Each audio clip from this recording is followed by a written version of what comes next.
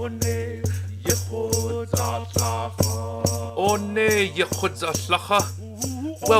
to Exploring Alaska Native Voices, a show about the evolving character of Alaska Indigenous life in a world society. As this song says, come together, all as one. Going to Tyonek, our only mode of transportation is only by airplane. My village is 50 air miles southwest west of Anchorage, and it's about a 30-minute flight going south. Tabona is translated the beach people. Tabona is the Denana word. It means the people who live along the beach.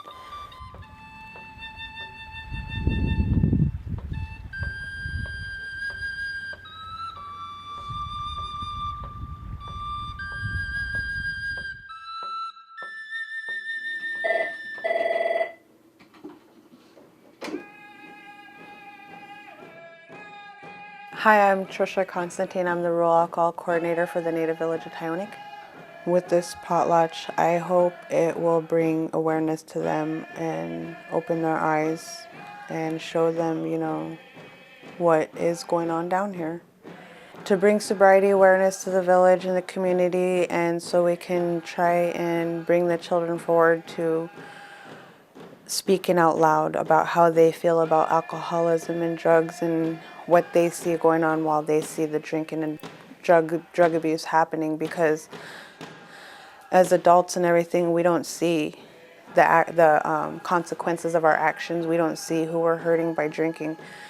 I used to think my drinking had nothing to do with my little brother, but my little brother said it hurt him to see me like that.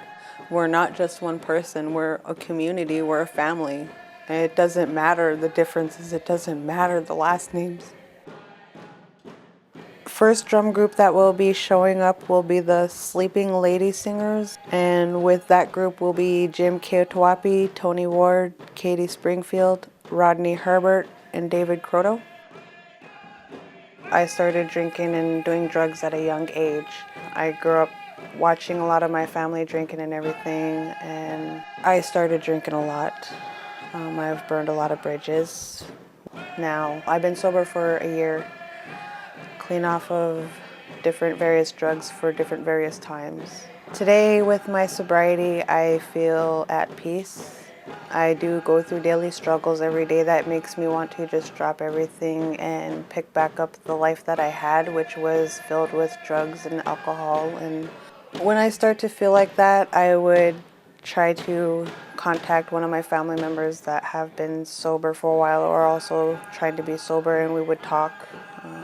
So I just go to some of my family for moral support. Or me and my husband, we would get on the Netflix and watch some comedy movie that'll just make every bit of our problems just melt to the back of our mind, and we don't even worry about it no more. A lot of the end results I see with alcoholism, and I am speaking from personal experience, can be a lot of violence. People can misconstrue things or fabricate things wrongly when they're being told something while they're intoxicated, which can result in a big fight. And if those don't get calmed down soon, it can get worse. And on top of that, alcohol just leads to depression and suicide and just more drinking, because people don't want to deal with their depression or anything. They want to try and keep drinking to numb it. But it doesn't do anything when you do that. And I found that out the hard way. I used to drink and do drugs just to try and get rid of my depression, but truth be told, as soon as the high or the drunk went away, my depression was still there tenfold. So alcohol and drugs just make depression and everything worse. For a while, I was trying to do good and everything, trying to get into schooling, and my alcoholism got in the way. And my brother he said it made him feel like, if I can't do it, what makes people think that he can. People always wonder, well, if she can't stay sober, well, how can we? When you drink, it's not you anymore. It's not you in your mind, it's not you doing your actions anymore, it's more like the alcohol's taking your body over. I thought I was okay until people, sat with me while I was sober and clear-minded and calm and said, hey, we see this as being a problem. I think it was my husband that first talked to me about my drinking. Me and him both drank, but he's the only one that really spoke up to me, because when I was drinking, I didn't know about what was going on with me when I was drunk. I didn't know that I collapsed. I didn't know that I tried to commit suicide. And after we were sober, my husband sat down with me and said, babe, we need to look at this. We're drinking a lot. It made me open my eyes, because if this is somebody that I was living with day in and day out talking to me. At first I was kind of angry. I was kind of hurt because, he's drinking right along with me. Why is it just me being talked to? But he said, yes, we both do have a problem. With my life, I feel extremely happy. I feel like I'm right where I need to be, especially with my husband. I feel like what we're doing is a good start on starting a whole new life together and leaving all the past behind. The North Wind Unity Youth Drummers, and that's with Vide Kroto's group. My name is Vide Kroto. I'm from the native village of Tyonek, and I am Denina Athabaskan. I was so impressed with Tricia and her efforts to get this potlatch going and to hand out coins and awards and naming the people in the village that were sober. I didn't know there was so many people with that much sobriety. It really gave me a sense of pride for the village and for the people here and for Tricia. She started a really good thing. I hope she continued, her efforts, and to see her mom support her that way, it really touched me. Well, our drum group, our name was given to us by Ella Eide, and she's an elder that lives over in Kenai, and she gave us the name Unity. Had a gathering that we called Northwind, so we became the Northwind Unity, and we were a youth drum, so we became Northwind Unity Youth Drummers. When we were asked about our drum group and that we were intertribal drum group, and we were Athabaskan also, some of the comments were that the intertribal drum is not native to Alaska. And they're right, it wasn't native to Alaska, but it's an intertribal drum, meaning all tribes can drum at an intertribal drum. And it was an avenue for youth to express themselves in the way that we traditionally learned was through drumming and dancing. And so we took to it very easily, drumming, and we took to drumming altogether very easily, and as male and female drumming, because for us, the Denainas, we are a matriarchal society, so it was easy for us to adopt to drumming. And if you think about it, the Plinkets also, their women drum, and it's pretty common in Alaska for women to be drums and to have a drum, and it's more accepted than in the lower 48. And I was told by one of my elders, Kizzy, the women at first were the drum keepers. And it was later on in history that the men took it over to protect the women at the time of contact of non-native people. A lot of the drums had to go underground. A lot of the meanings of the drums had to go underground. And so just for protection, the men took over the drumming. And that's how it's been. That's the story I've been told, that the men took over drumming. To me, because we had it, so we were always allowed to drum. And I think it's our place to start doing it again, because if you notice, women, well, Denina women, I know when they have a mission in mind, they usually want to carry it out. And if you notice, a lot of the stronger Native women, you'll see them in leadership positions because that's just in them to do it from the time we had the drum. Well, the connection to the drum goes back from the time of Native people, I believe, because in Tyonek, until we had the hand drum, we drummed on planks. I mean, there's always been a form of drumming. There's always been a form of singing. And so when the intertribal drum came, that's why we adopted it so quickly and fell in love with it so easily, is because I believe it's in us. It's a part of who we are, and a part of who we are includes drumming. When I met the Chief Linda Prince, and she told me this story about how her drum group was invited to Israel to drum for the Prime Minister. And the long story short was he heard them drum. He told them to drum at the Jaffa Gate. And so they went to the Jaffa Gate in Israel and they started to drum there.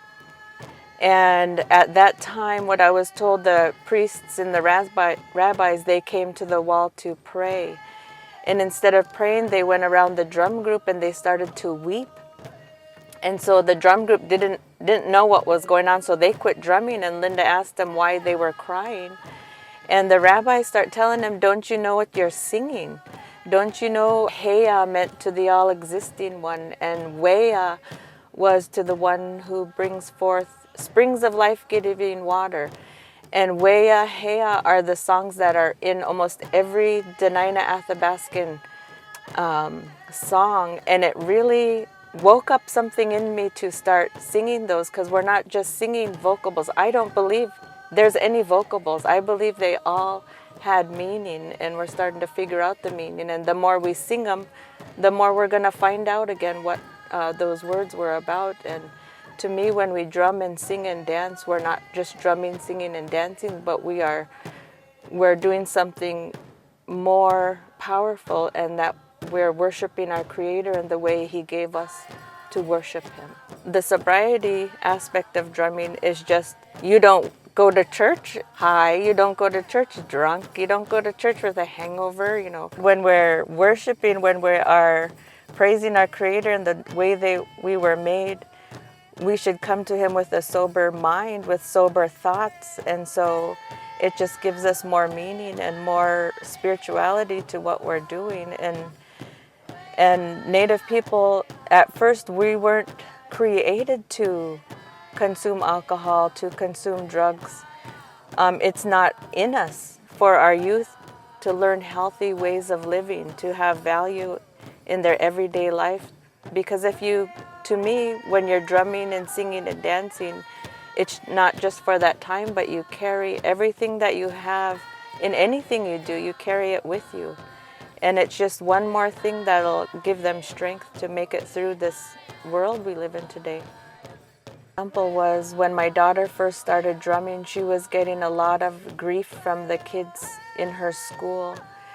And it made my daughter more, I wouldn't say powerful, but it gave her a more sense of security, because she knew why she was drumming. She knew what she was drumming for. And so when she was getting grief from the other kids being bullied about being a drum keeper and about drumming, she took her regalia into the school and the music, and she at lunchtime just started dancing. And she started dancing to drum music, and people were in awe, and they never, instead of bullying her, now they had all kinds of questions for her. It is so powerful, the drum. And it's not the drum, it's what the drum represents. That's why they call it the heartbeat of Mother Earth. When we were in our mother's womb, that's what we heard, was a heartbeat.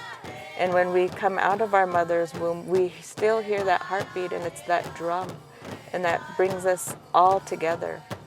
Because that's what a good mother does, is she brings all her children back together. I think we need more Native people doing more sobriety things and calling it just that, because just like me, I didn't know what was going on until I heard about it. And why I think the stories behind it always helps to bring people in, because if you hear there's a sobriety potlatch, like the stories we heard last night, how many people were sober and why they were doing it because they want to support not only people being sober, but also supporting the people that have been sober. And I think that really helps to show even me and the rest of the village, you know, this is something we want to not only support, but support you doing. For me, living in the village my whole life and then moving out and living in the urban areas, every time I come back home, it's like a recharging, and you only get recharged from a place that you get that are living the way the values that were taught here, and you go out and you still live those values, but when you come home you're still living those values because they're alive.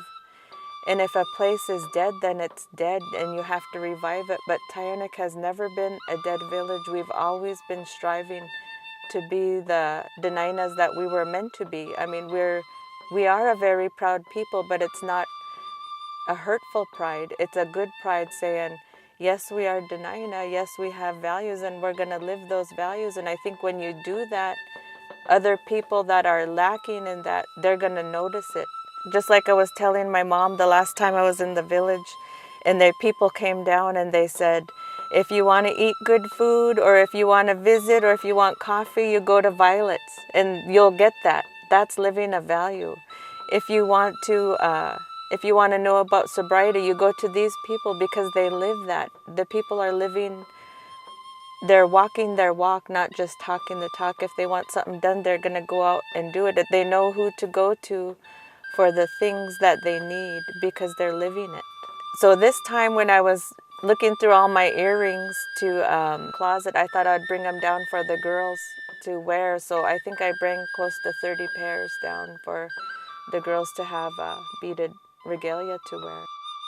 Thinking about sobriety, to me, I always think back when I was a young girl, the people that were sober and the people that just had stretches of sobriety. It always stuck in my mind that they were always strong people, and like Emil Sr. and my dad and my mom.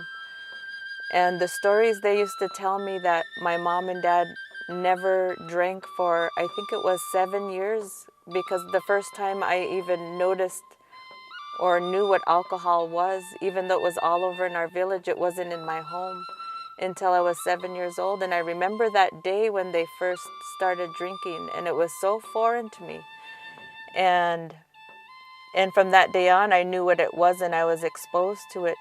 But then I also had a good upbringing of 7 years of sobriety for our whole family. And so that always put an impression on me that when you're a sober parent, it's not just you're sober for, but your family's sober also, because you share in that sobriety. And to me, that's what sobriety really meant. It wasn't just for that one person, it was for that whole family. And that whole family affects everyone else in the village. And to me, that's what sobriety really is. Yalidu, Shishidi Shiiji, Demaris Hudson, Danena Tabona Ishlan Shida. Hello, how are you?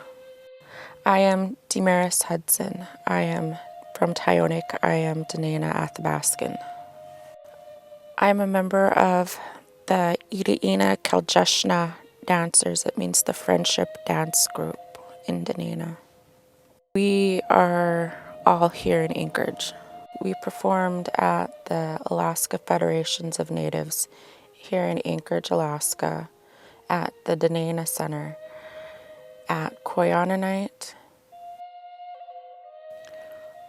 One of the activities that we've done during our practices is we've had a student-led film crew where our dance group youth held the camera and the lights, and from their perspective of what they do, they recorded what we do as in practice, and they had also seen the live feed playback on a screen on the wall, and they observed themselves how they look during practice.